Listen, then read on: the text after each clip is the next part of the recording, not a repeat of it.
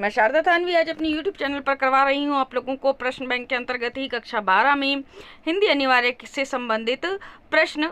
आज हम बच्चों कर रहे हैं खंड ब के अंदर जो आपके पास में 10 क्वेश्चन हैं बच्चों शुरू वाले, वो हैं आपके सारे के सारे पत्र से संबंधित, जिसके अंदर आपके पास में निविदा वगैरह हैं, तो उसका मैं अलग वीडियो बनाऊंगी। लेकिन आज जो मैं आपको क्वेश्चन करवा रही हूँ वो है बच्चों 11 से लेकर के 20 तक के क्वेश्चन। ज़्यादा बड़ा वीडियो नहीं है, छोटा ही वीडियो है, तो पूरा देखें। अच्छा लगे तो शेयर भी करें, कमेंट भी करें, चैनल को भी सब्सक्राइब करें। देखिए, हम सबसे पहले क्वेश्चन है आपके पास में, सभ्यता की वर्तमान स्थिति में एक व्यक्ति को दूसरे व्यक्ति से किस प्रकार का भय है? लेखक हिमालय को क्या संदेश देना चाहता है? भय किसे कहते हैं? बाजार का जादू की जकड़ से बचने का सीधा सा उपाय क्या है? जकड़ रेशम की डोरी की हो तो रेशम के स्पर्श के मुलायम होने के कारण क्या वह कम जकड़ होगी? इस वाक्य पर अपने विचार लिखिए। तो ये है आपके पास में बच्चों 20 क्वेश्चन। 20 क्वेश्चन के आंसर हैं हमारे पास में, ये देखिए। सबसे पहला नंबर क्वेश्चन है, सभ्यता की वर्तमान स्थिति में एक व्यक्ति को दूसरे व्यक्ति से किस प्रकार का भय है? इसका उत्तर बोल रही हूँ, ध्यान से सुनिएगा। आज का सभ्य मानव गोपनीय तरीके से दूसरों को दुख देता है, मतलब छुपे हुए तरीके से किसी विधि से दूसरों को भयभीत भी करता है। किसी भी विधि से वो दूसरों को भयभीत करने का प्रयास करता है।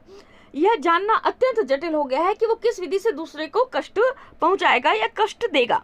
व्यक्ति ने दूसरों को दुख पहुंचाने के लिए नए नए तरीके अपना लिए हैं, जैसे झूठे गवाह पेश करके मुकदमा जीतना, दूसरों की संपत्ति हथियाना, शोषण करना, काला बाजारी का धंधा करना आदि। कई ऐसी विधियां हैं जिनसे एक व्यक्ति दूसरे व्यक्ति से भयभीत है और वो उनको कष्ट पहुंचाता है।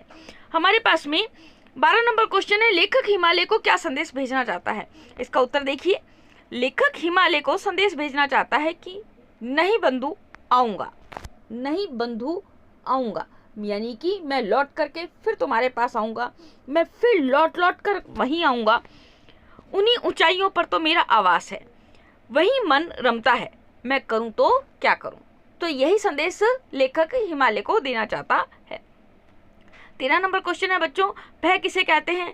किसी संभावित आपदा या दुख के कारण के दिखाई देने से एक प्रकार का आवेगपूर्ण अथवा स्तंभकारक मनोविकार भय कहलाता है। 14 नंबर क्वेश्चन, बाजार का जादू, इसकी यानी कि बाजार की जादू की जकड़ से बचने का सीधा सा उपाय बताइए। ये आपके बाजार दर्शन पाठ से है, ज्ञानेंद्र द्वारा जो लिखित है। देखिए इसका उत्तर, बाजार का जादू की जकड़ से बचने का सीधा सा उपाय यह है कि बाजार जाओ तो मन खाली ना हो, यानी कि मन भरा हुआ होना चाहिए। मन खाली हो तो बाजार ना जाओ।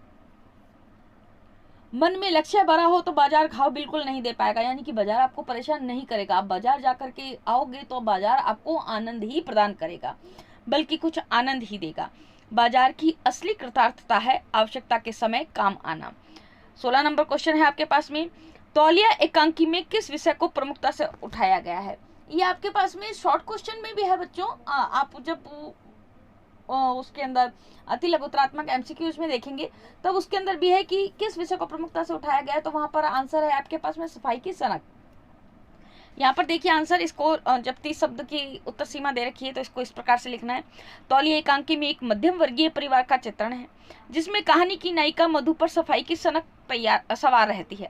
एकांकी में आधुनिक शहरी समाज की आडंबर प्रियता, अंधानुकरण की प्रवृत्ति, स्वयं को कुछ अधिक मानने की प्रवृत्ति तथा कृत्रिम दिखावे की आदत आदि विसंगतियों का चित्रण भी किया गया है।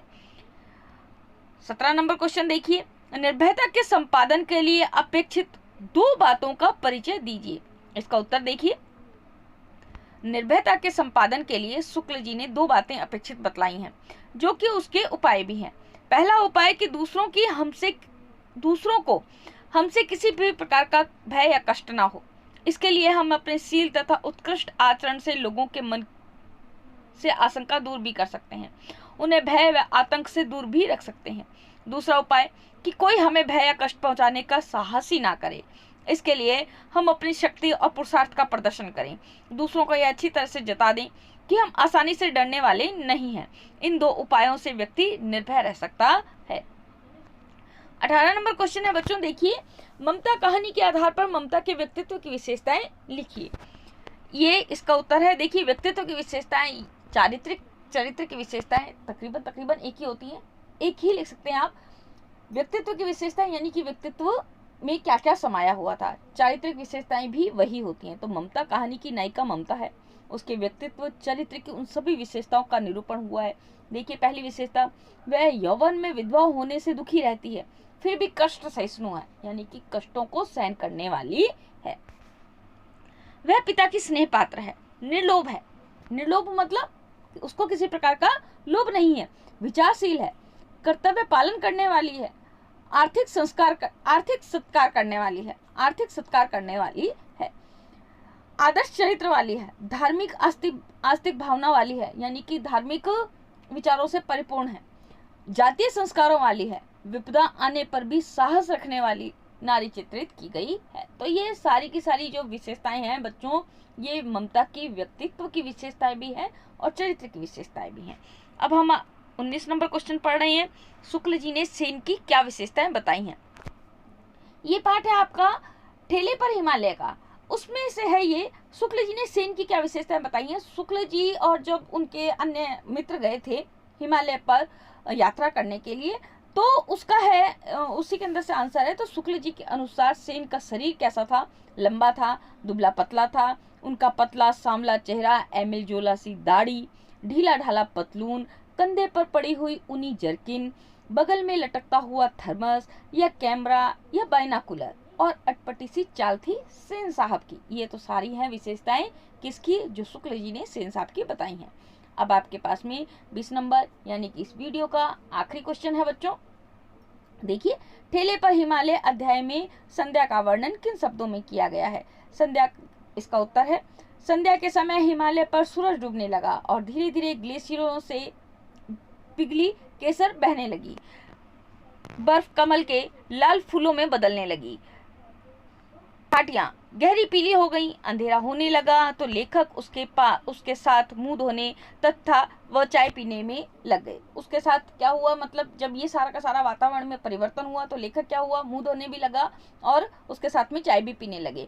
पर सब चुपचाप एवं गुमसुम थे। ऐसे वातावरण में भी सब बिल्कुल चुपचाप थे, क्योंकि वो उसका आनंद ले रहे थे। वो अपने अंदर आत्मसात कर लेना चाहते थे उस चित्रण को, उस प्रकृति के सुंदरता को वो अपने अंदर ढाल लेना चाहते थे। जैसे सब कुछ उनका सब कुछ छिन गया हो, या शायद उनको कुछ ऐसा मिल गया हो जिसे अंदर ही अंदर सहेजने में सब आत्मलीन हो, अपने में डूब गए हों। तो ये हो गए बच्चों हमारे पास में 11 से लेकर के 20 तक क्वेश्चन। पॉलिटिकल साइंस के भी क्वेश्चन करवा रही हूँ मैं, लेकिन अब मैं करवा रही हूँ केवल आपको 10-10 ही क्वेश्चन, क्योंकि ज़्यादा बड़ा वीडियो होने से बच्चे भी नीरसता का अनुभव करने लग जाते हैं, देखते नहीं है ज़्यादा बड़ा वीडियो। छोटा वीडियो है, 10 क्वेश्चन है आपके पास में। आज के 10 क्वेश्चन आपने देख लिए, पढ़ लिए, 1 से 2 बार समझ लिए, उनको आपने रख दिया। अगले दिन फिर 10 क्वेश्चन। तो इस तरीके से अगर आपको आज मेरा वीडियो पसंद आया तो प्लीज़ लाइक, कमेंट और शेयर करना ना भूलें। चैनल को भी सब्सक्राइब करना ना भूलें, ताकि मेरे आने वाले वीडियोज आपको समय समय पर मिल सके। Thanks for watching my video. आज के लिए धन्यवाद, नमस्कार।